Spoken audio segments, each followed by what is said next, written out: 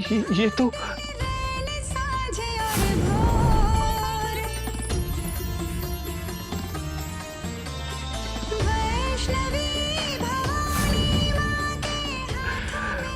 मेरी माता रानी,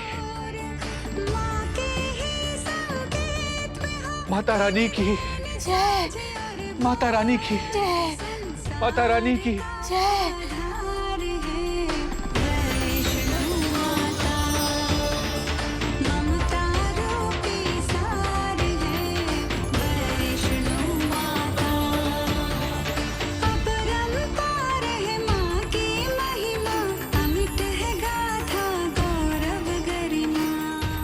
जय।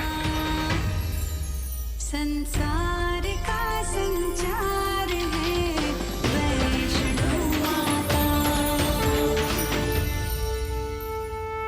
माता रानी, आप भी फलाहार कर लीजिए। आप अपनी भक्तों की चिंता में इतनी लीन हो जाती हैं कि अपना भोग भी भूल जाती हैं।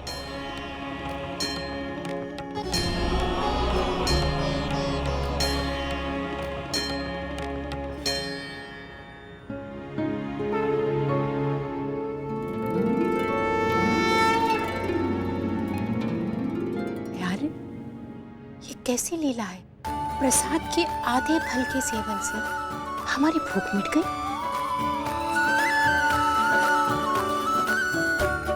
हमारी माता रानी की कृपा की लीला है।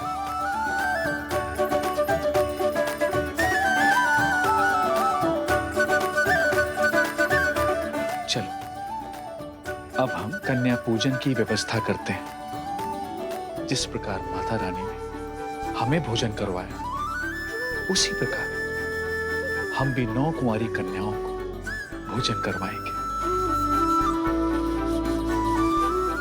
और उसके पश्चात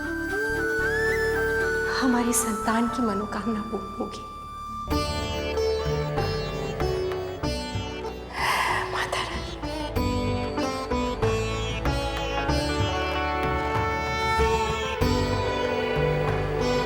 आप मुस्कुरा क्यों रही हैं माता रानी? ये वही फल है जो श्रीधर ने पहले हमें भेंट किया था। उसने, उसकी पत्नी ने कई दिवसों से भोजन नहीं किया, किंतु ये फल हमारी मूर्ति को अर्पण किया। इसलिए आज से नवरात्रि में ये प्रथा स्थापित होगी कि यदि कोई एक दिन में मात्र एक फल भी हमें अर्पण करेगा तो उसकी भूख इस फल के सेवन से पूरी तरह मिट जाएगी। वो तृप्त हो जाएगा, क्योंकि इस फल में हमारा आशीष होगा।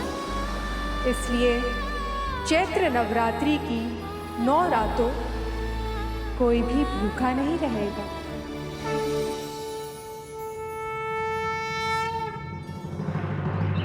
विभूतिनाथ, अब तुम मुझे वैष्णवी तक लेके चलोगे। मेरी आंखों पे ये पट्टी बांधो और पर्वत तक मेरा मार्गदर्शन करो। ये क्या हट लगा रखा है भैरव जी? ये हट छोड़ दीजिए भैरवनाथ जी, ये उचित नहीं है। चलिए आश्रम लौटो। विभूतिनाथ, ज्ञान मत दो, जितना कहा है उतना करो। लो, वैष्णवी।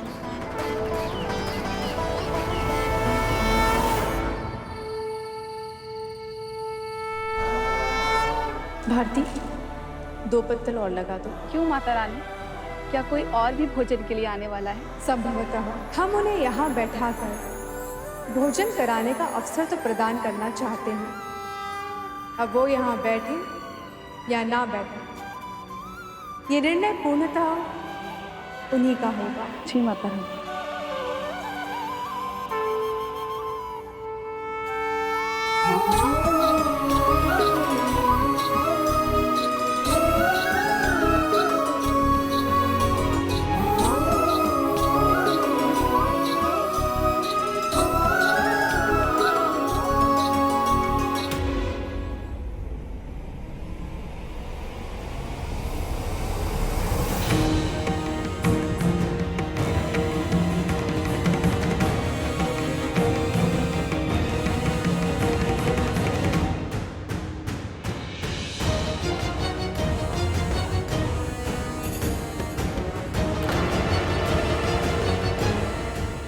भयभीत ना हो, शांत रहो।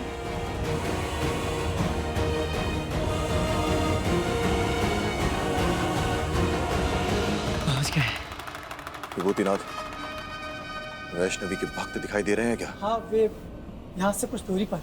मुझे शीघ्र उनके पास ले चल।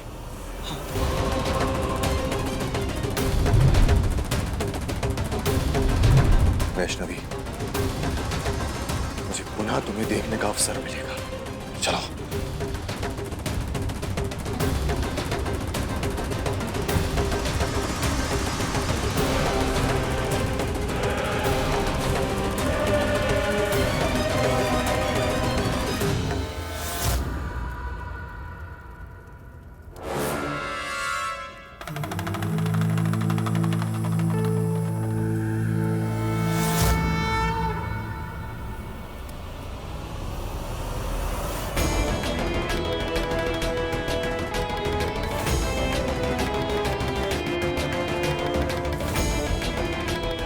आ गई वैष्णवी?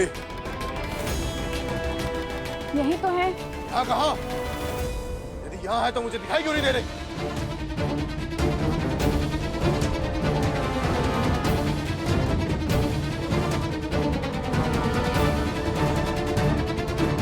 कैसी माया है? विभूतिनाथ, तुम्हें वैष्णवी दिखाई दे रही है क्या? नहीं, इन भक्तों के सिवा और कोई नहीं, किंतु यहाँ भोजन की 2 पत्तल अवश्य दिखाई दे रहे हैं। धन्यवाद।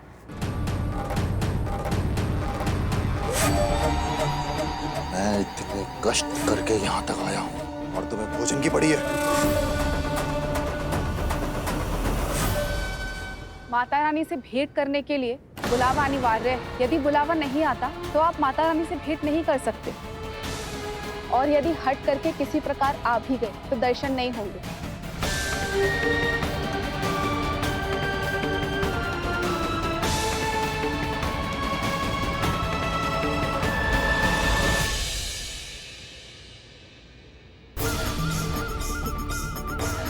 परंतु चिंतित ना हो, दर्शन ना भी हो, मगर माता रानी के द्वार से कोई भूखा नहीं लौटता। अपने भक्तों की समस्त आवश्यकता की पूर्ति करती हैं वो।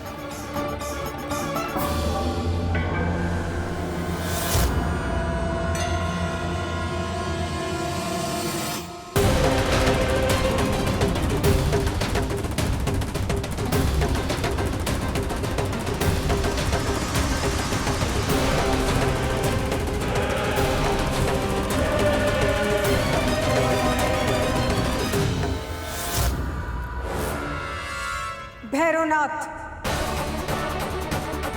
मन में चाहे जितना भी रोष हो, परंतु भोजन का निरादर नहीं किया जाता है। ज्ञान नहीं, दर्शन दो। तुम जहां भी हो मैं देख लूंगा तुम्हें और तुम्हारी शक्ति को। याद रहे वैष्णवी, भेंट किए बिना मैं ये गांव छोड़कर नहीं जाऊंगा।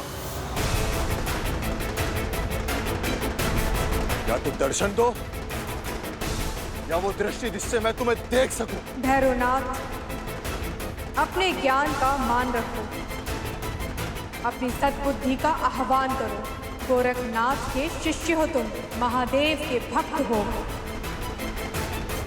ये किस तरह की निकृष्ट बातें कर रहे हो तुम? हमें देखने के लिए तुम्हें दृष्टि की नहीं, अपितु स्वच्छ मानस और निर्मल भावनाओं की आवश्यकता है। वैष्णवी, लगता है अब तक तुम्हें भैरवनाथ की शक्ति का आभास नहीं है, परंतु शीघ्र ही आभास हो जाएगा।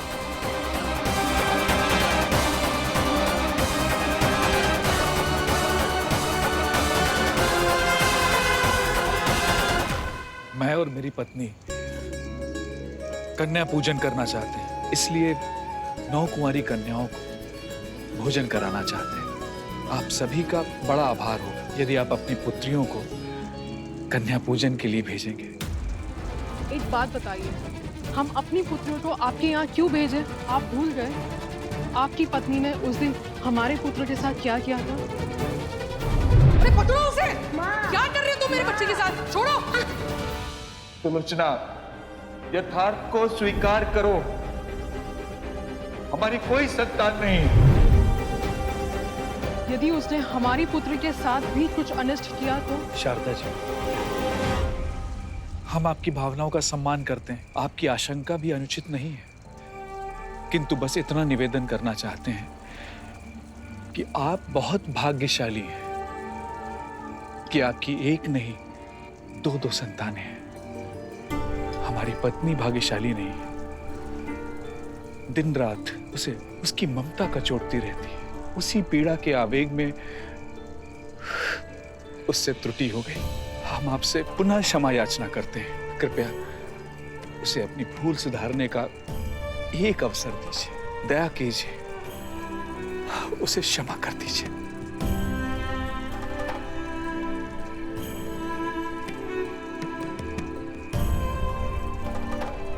यदि आप कन्या पूजन के लिए पुत्रियों को नहीं भेजना चाहते हैं तो कोई बात नहीं, हम समझ सकते हैं।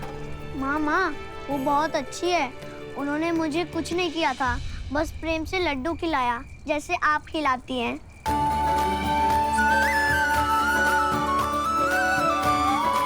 क्षमा कीजिए पंडित जी, मैं अपने संतान के मोह में भटक गई। आप कदाचित सही कह रहे हैं, सभी को दूसरा अवसर अवश्य मिलना चाहिए। मैं अपनी पुत्री को आपके यहाँ कन्या पूजन के लिए अवश्य भेजूंगी। हाँ, हम भी भेजेंगे अपनी पुत्री को। पंडित जी, आप बहुत ही नेक कार्य कर रहे हैं। मैं भी अपनी पुत्री को आपके यहाँ कन्या पूजन में भेजूंगा। पंडित जी, चिंता मत कीजिए, 9 कन्या आपके यहाँ आ जाएंगी। तो ये भी है माता रानी का भक्त। वैष्णवी, लगता है अब तक तुम्हें भैरवनाथ की शक्ति का आभास नहीं है।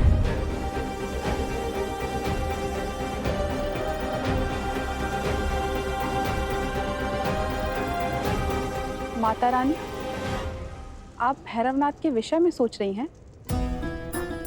आपको चिंता करने की क्या आवश्यकता?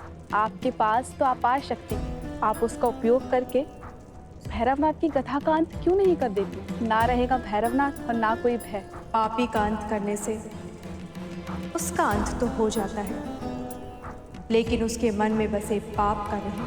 तो जो पाप बच जाता है वो किसी न किसी मार्ग से निकलकर फैल जाता है। इसलिए पापी का नहीं, अपितु पाप का अंत आवश्यक है, और यही हमारा कर्म पथ है। इसलिए त्रिदेवियों ने हम पर विश्वास कर हमें बनाया है पाप नाशिनी। कहीं न कहीं उसमें मंगलकारी विवेक है, और इन दिनों अपने अमंगलकारी भावनाओं के वशीभूत है वो। तो अब हम क्या करेंगे माता रानी? हम उसे अपनी त्रुटि सुधारने के अवसर प्रदान करेंगे और ये कामना करेंगे कि वो अपनी शक्तियों का दुरुपयोग ना करे, अपने अंतर मन का संतुलन पुनः स्थापित करे, सत्मार्ग पर चले। प्रणाम भैरवनाथ जी। आओ विभूतिनाथ, इतना विलंब कैसे? क्या कर रहे हैं? जो कार्य दिया था वो किया या? अरे नहीं भैरवनाथ जी, कैसी बात कर रहे हैं? क्रोधित ना होइए, आपको जो चाहिए वो सूचना है मेरे पास। तो मुंह क्या ताक रहे हो, बोलो। माता रानी का एक बहुत बड़ा भक्त है, पंडित श्रीधर, और कल वो कन्या पूजन का आयोजन कर रहा है। किंतु क्या? किंतु वो यहाँ नहीं, हंसाली में रहता है। वैष्णवी, अपने भक्तों से अत्यंत प्रेम है ना तुम्हें? मैं भी देखता हूँ कि तुम उनकी रक्षा कैसे करती हो। मैं तुम्हें इतना विवश कर दूंगा कि तुम्हें स्वयं मेरे समक्ष आना होगा। विभूतिनाथ, मुझे श्रीधर के आंगन की मिट्टी चाहिए, फिर देखो मैं क्या करता हूं। आओ।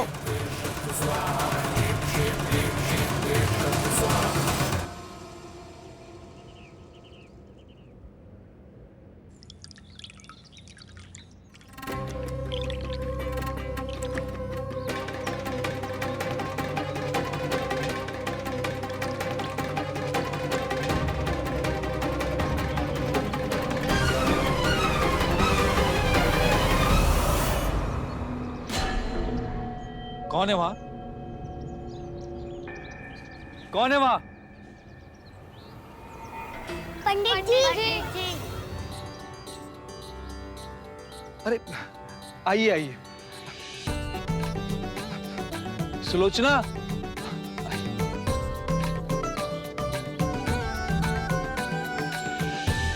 आगे आप सब लोग।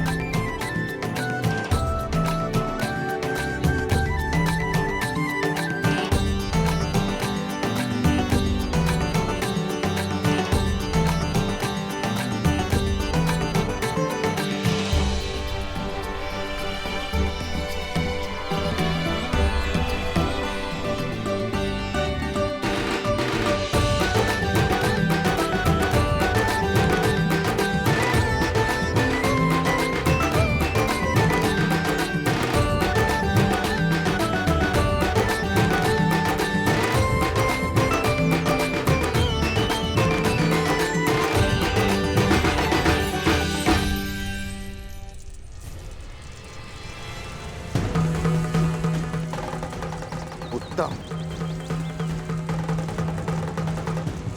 अति उत्तम। अब तुम कौड़ कंडोली जाओ और जो कहा है वो करो।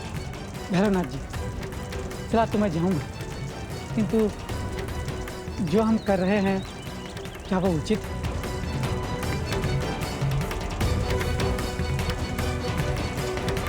तुमसे कितनी बार कहा है विभूतिनाथ, ना यदि मेरे साथ रहना है तो प्रश्न नहीं। मैं भी कौड़ कंडोली जा रहा हूँ। जो कहे भैरवनाथ सो करे विभूतिनाथ।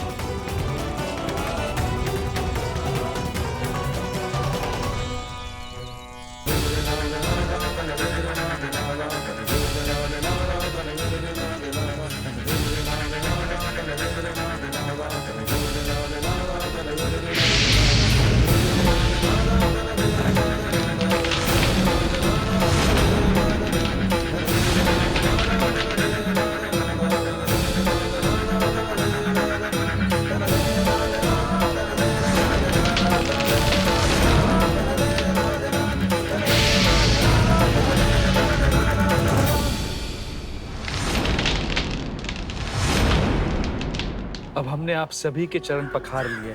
अब हम हल्दी कुमकुम की विधि आरंभ करेंगे।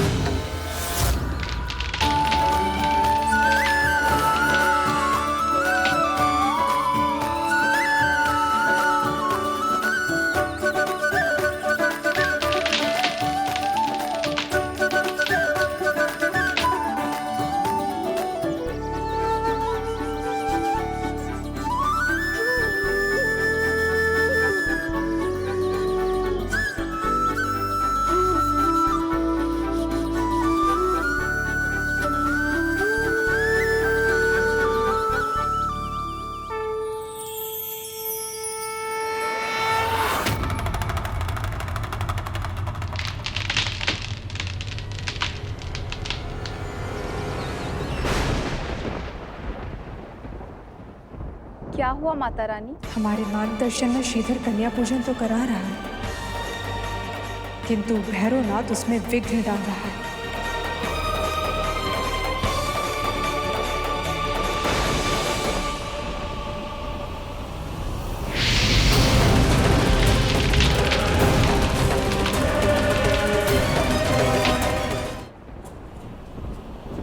हम उसे जाकर अभी रोकते हैं। नहीं, इसकी कोई आवश्यकता नहीं।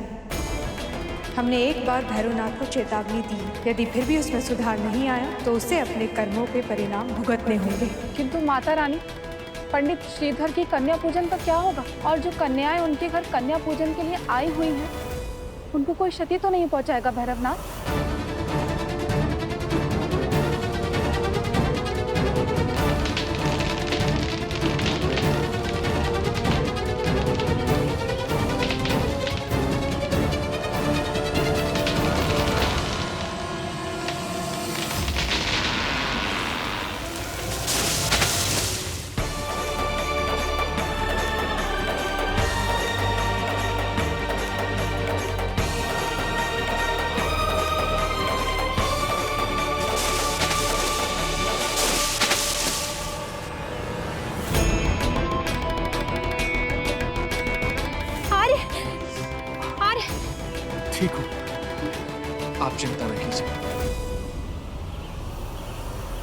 आप लोग भयभीत मत होइए। वृक्ष हमें फल देता है, वो चोट क्यों पहुंचाएगा? आज आप सब कन्याएं नहीं देवियां हैं, तो देवी को क्षति कौन पहुंचा सकता है? आप लोग विराजमान होइए, हम आप सभी के लिए भोजन लेकर आते हैं। विराजिए, विराजिए। अरे आप कुशल तो है ना? ठीक हो? अधिक पीड़ा तो नहीं हो रही? आज हमारे साथ 9 देवियां हैं, हमारा हित कैसे हो सकता है? सब मंगल कीजिएगा माता रानी। श्रीधर की कन्या पूजन में कोई विघ्न न आए, इसके लिए हम साधना पे जा रहे हैं।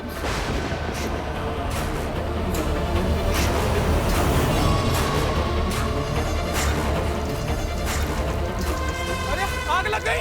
माता रानी रक्षा करो, माता रानी रक्षा करो, माता रानी आग लग गई, आग लग गई।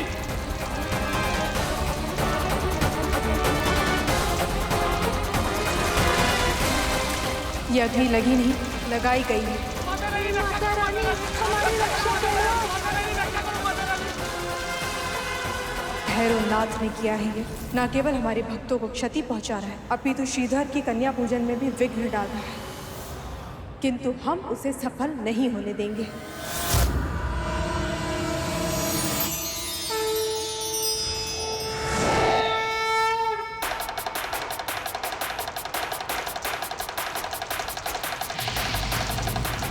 किस किस की रक्षा करोगी वैष्णवी? वहां तुम कौड़ कंडोली में अपने भक्तों की रक्षा करो, और इधर मैं सुनिश्चित करता हूं